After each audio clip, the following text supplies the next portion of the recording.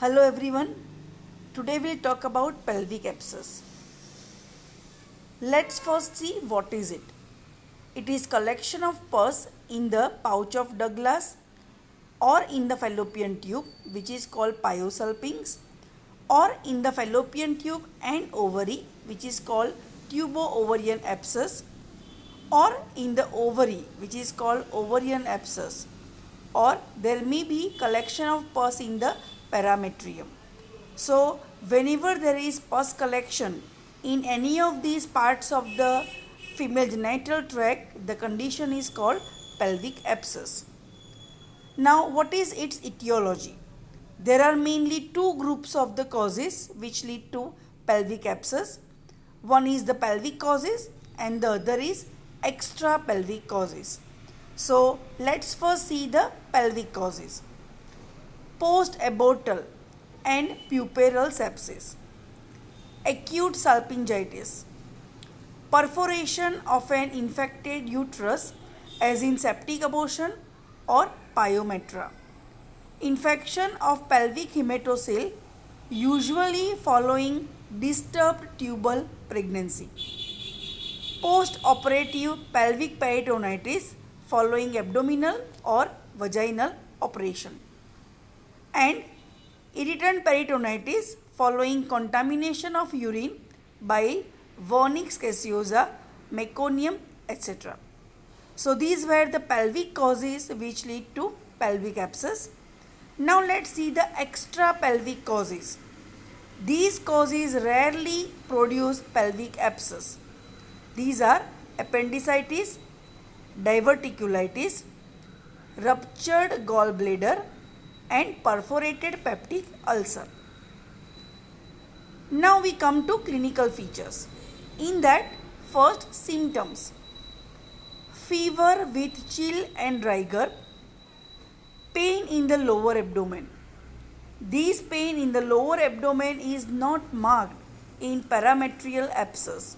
So these helps in the detection of which kind of pelvic abscess the patient has. Frequent passage of loose mucoid stool.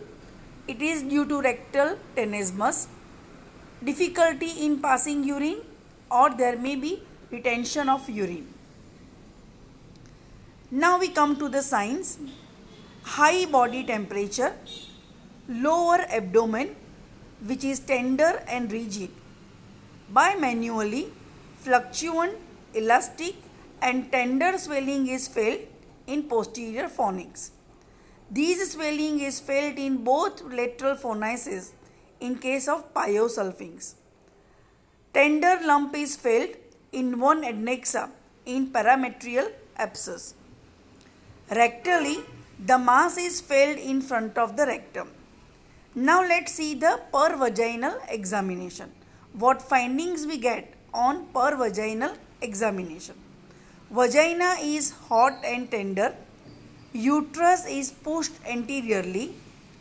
Movement of the cervix becomes very painful.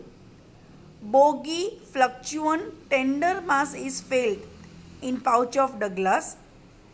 Besides these findings on pervaginal examination, generally the face of the patient is flushed with anxious look. High pulse rate in relation to temperature rise. That means the pulse rate is not in proportion to the temperature.